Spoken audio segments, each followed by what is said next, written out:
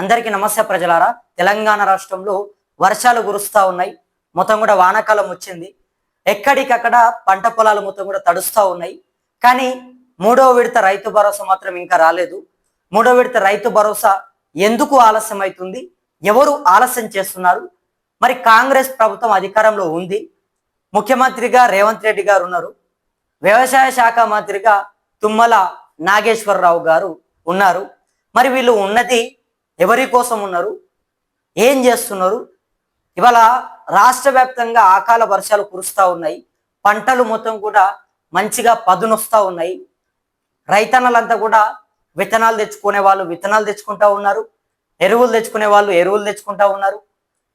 ఇక పొలాలు మొత్తం కూడా విత్తనాలు వేయడానికి నాట్లు వేయడానికి సిద్ధం చేసుకుంటా ఉన్నారు. మరి యాసంగి సీజన్ ప్రారంభమైంది. పంటలు పెడతా ఉన్నారు. కొత్త పంటలు పెడుతున్నప్పటికీ కొంతమంది ప్రభుత్వం పైన ఇప్పటికీ ఆశలు పెట్టుకొని మరి మూడో విడత రైతు భరోసా వేస్తారు కావచ్చు అని చెప్పి ఆలోచన చేస్తున్నారు. నిజంగా ప్రభుత్వం ఇంత వ్యతిరేకత ఎప్పుడు రాలేదు కావచ్చు. కాంగ్రెస్ పార్టీకే ఒక్క రైతుల విషయంలో ఎప్పుడు కూడా ఇట్లా చేస్తురో లేదో తెలియదు. కానీ ఇప్పుడైతే రైతుల విషయంలో నిజంగా చాలా ఇబ్బంది పెడుతుంది ప్రభుత్వం. రైతులంతా కూడా రైతు భరోసా ఎందుకు వేస్తలేరు, ఎప్పుడు వేస్తారని చెప్పి వాళ్ళు కళ్ళల్లో ఒత్తులు వేసుకొని మరి మూడో విడత రైతు భరోసా కోసం ఎదురు చూస్తూ ఉన్నారు. తీరా చూస్తే వానలే పడతా ఉన్నాయి కానీ మూడో విడత డబ్బులు మాత్రం రైతుల ఖాతాలో కూడా పడట్లేదు. సో అసలు ఏంది అని చెప్పేసి ఒకసారి మాట్లాడదాం. అంతకంటే ముందుగా ప్రతి ఒక్కరు కూడా కింద ఉన్నటువంటి సబ్స్క్రైబ్ బటన్ నొక్కి మన ఛానల్ని అందరూ కూడా సబ్స్క్రైబ్ చేసుకోండి. మరి తెలంగాణలో ఎక్కువగా ఉన్నది రైతులే. రైతన్న లేనిదే ఏది కూడా లేదు. దేశానికి రైతు వెన్నెముక్క లాంటి వాడు. సో ఇటువంటి సెంటిమెంట్ డైలాగులు, సోది ముచ్చట్లు, ఇటువంటి కొన్ని సామెతలు చెప్పి సభల పైన 4 ముచ్చట్లు చెప్పి చేతులు దులుపుకుంటున్నటువంటి కొంతమంది నాయకులను చూస్తూ ఉంటే నిజంగా సిగ్గనిపిస్తూ ఉంది. తెలంగాణలో అకాల వర్షాలు కురుస్తున్నప్పటికీ సరే, అకాల వర్షాలు కురవకపోయినా కొన్ని వర్షాలు కురుస్తున్నప్పటికీ మరి రైతులంతా కూడా ఇప్పుడు కొంత పంట పొలాలని మొత్తం కూడా శుద్ధి చేసుకొని మొత్తం కూడా నాగలి దున్ని ఇక పంట పొలాలలో విత్తనాలు పెడదామని చెప్పేసి వాళ్ళంతా కూడా విత్తనాల ప్యాకెట్ల కోసము, ఎరువుల కోసము సుమారు ఎకరా భూమికి 20,000 30,000 రూపాయలు బడ్జెట్ అవుతా ఉంటుంది. సో మరి డబ్బులు ఎక్కడి నుంచి తీసుకురావాలి, పంటని ఎట్లా పెట్టాలి అని చెప్పి రైతన్నలంతా కూడా ఇవాళ తీవ్రంగా ఒక కన్నీటి పర్యంతం అవుతా ఉన్నారు.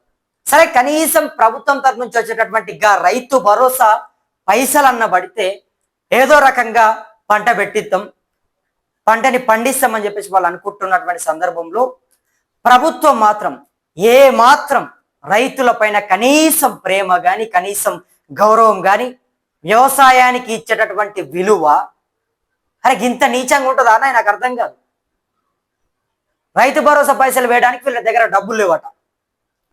రైతు భరోసా పైసలు ఇవ్వండి అని చెప్పేసి అడుగుతా ఉంటే మా దగ్గర డబ్బులు లేవు, మేము అప్పులలో ఉన్నాము, మాకెవరు అప్పు ఇవ్వట్లేదు, మమ్మల్ని దొంగల లెక్క చూస్తున్నారు అని చెప్పి కొన్ని మాటలు చెప్తా ఉన్నారు. మరి నేను అడుగుతున్నా, మీకు విగ్రహాలు పెట్టడానికి ఎక్కడి నుంచి వస్తున్నాయి? వేరే వేరే కార్యక్రమాలు చేయడానికి ఎక్కడి నుంచి వస్తున్నాయి? అన్నిటికీ వస్తున్నాయి డబ్బులు. ఏది కావాలన్న డబ్బులు వస్తున్నాయి. వాళ్ళ ఇష్టంతో ఏది చేసినా డబ్బులు పుడతాయి, అప్పులు ఇస్తారు.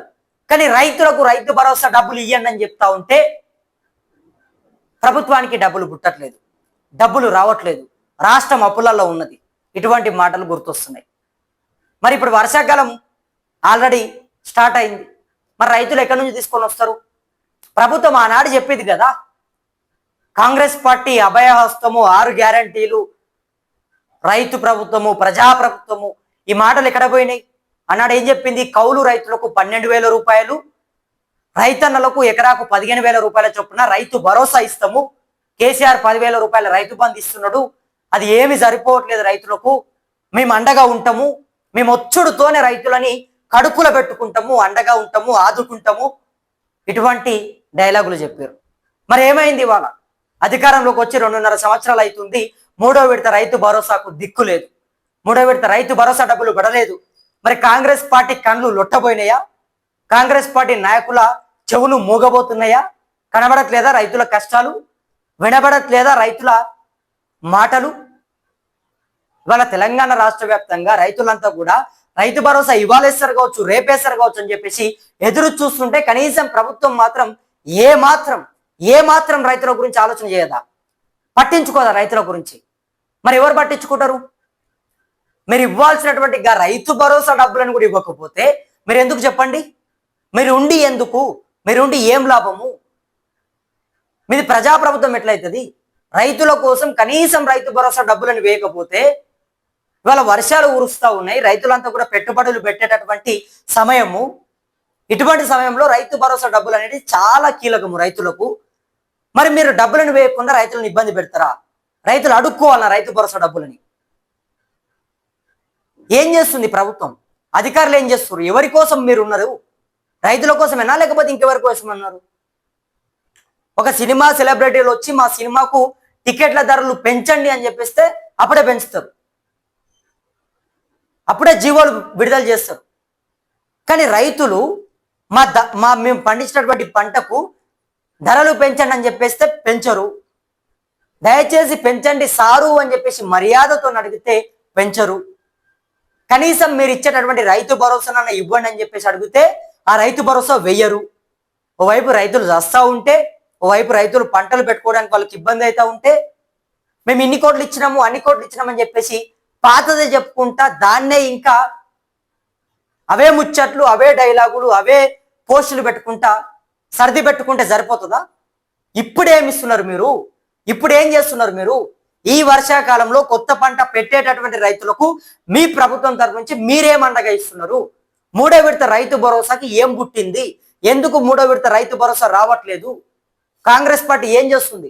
ముఖ్యమంత్రి ఏం చేస్తున్నాడు? మంత్రులు ఏం చేస్తున్నారు?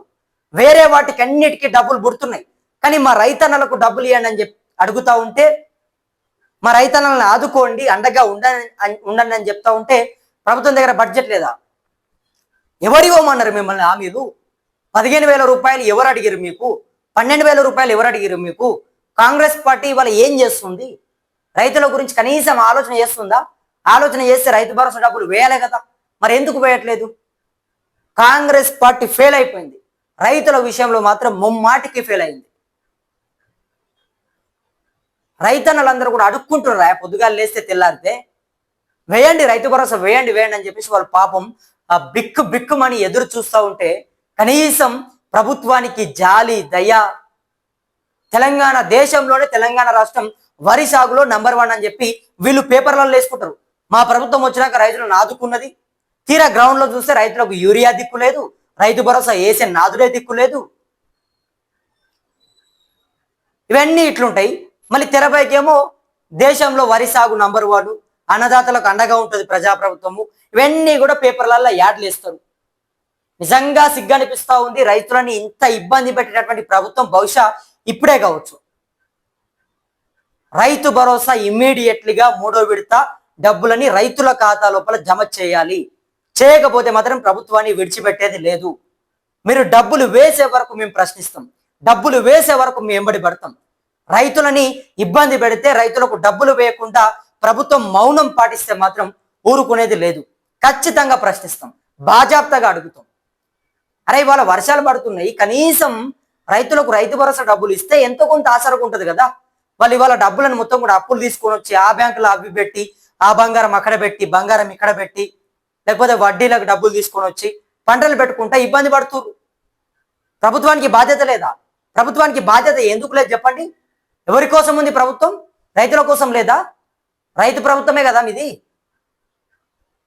మరి దీనిపైన మీరేమనుకుంటా ఉన్నారు? రైతు భరోసా విషయంలో మాత్రం కాంగ్రెస్ పార్టీ నిజంగా మూడో విడత డబ్బులని వేయకుండా ఇబ్బంది పెడుతుంది. మరి అప్పట్లో కేసీఆర్ ఉన్నప్పుడు మాత్రం రైతు బంధు చాలా అద్భుతంగా పడ్డాయి. ఎవరు కూడా అడగలేదు, రైతులు ఎప్పుడు కూడా ఇబ్బంది పెట్టలేదు కేసీఆర్. అప్పటికప్పుడు ఇట్లా పడిపోతున్నాయి. 10 ఎకరాలు ఉంటే అప్పుడే ₹1,00,000 పడిపోతుండే, ఎకరాకు 10,000 చొప్పున. 15 ఎకరాలు ఉంటే 1,50,000 పడుతుండే, 2 ఎకరాలు ఉంటే 20,000 పడుతుండే. కానీ ఈనాడు వీళ్ళేమో విడతల పంచాయతీ పెట్టుడు, ఆ విడతలన్న సమయానికి ఇస్తారంటే అది దిక్కు లేదు. శాటిలైట్ సర్వేలు అంటారు, పంట పండిస్తేనే ఇస్తామంటారు. కౌలు రైతులకైతే దిక్కే లేదు. కౌలు రైతుల ముచ్చట ఎక్కడ పోయిందా అసలు? కౌలు రైతులకు 12,000 రూపాయలు ఇస్తామని చెప్పింది కదా కాంగ్రెస్ పార్టీ. అధికారంలోకి వచ్చుడుతోనే ఇట్లా ఒచ్చుడుతోనే వచ్చి రాగానే 18,000 రూపాయలు వాళ్ళకి ఇస్తాము, 12,000 రూపాయలు వీళ్ళకి ఇస్తాము, 15,000 రూపాయలు వాళ్ళకి ఇస్తామని చెప్పి ఎన్ని మాటలు చెప్పారు, ఎన్ని రకాలుగా మోసం చేశారు. కౌలు రైతులకు ఎందుకు ఇవ్వట్లేదు చెప్పండి? 12,000 ఎకరాకు 15,000 రూపాయలు రైతులకు ఎందుకు ఇవ్వట్లేదు చెప్పండి? నిజంగా కాంగ్రెస్ పార్టీ పైన చాలా వ్యతిరేకత వస్తుంది. ప్రభుత్వం మారకపోతే, మీరు రైతు భరోసా డబ్బులను వేయకపోతే మాత్రం మీ పైన పూర్తి స్థాయిలో ఇంకా వ్యతిరేకత ఎక్కువగా ఉండే అవకాశం ఉంటుంది. కాబట్టి రైతులతోని పెట్టుకోకండి. రైతులతోని పెట్టుకుంటే మాత్రం ఎవరు కూడా ఉండరు ఎక్కువ రోజులు. కాబట్టి అది గుర్తుపెట్టుకొని రైతులను ఇబ్బంది పెట్టకుండా సమయానికి రైతు భరోసా వేయాలని చెప్పి నేను డిమాండ్ చేస్తున్నాను. మూడో విడత డబ్బులని ఎంత త్వరగా వీలైతే అంత త్వరగా విడుదల చేయాలని చెప్పేసి మా రైతులందరి తరఫున ప్రభుత్వానికి విజ్ఞప్తి చేస్తా ఉన్నాను. మరి రైతు భరోసా విషయంలో మీ అభిప్రాయం ఏంటో కింద కమెంట్ చేయండి. అదేవిధంగా మరిన్ని ఇటువంటి వార్తలని మేము ముందుకు తీసుకొచ్చేందుకు మన ఛానల్ని ప్రతి ఒక్కరు కూడా సబ్స్క్రైబ్ చేసుకొని మనకు అండగా ఉంటారని చెప్పి నా మనస్ఫూర్తిగా వేడుకుంటూ నేను మీ కొత్తూరు రమేష్. ధన్యవాదాలు మిత్రులారా.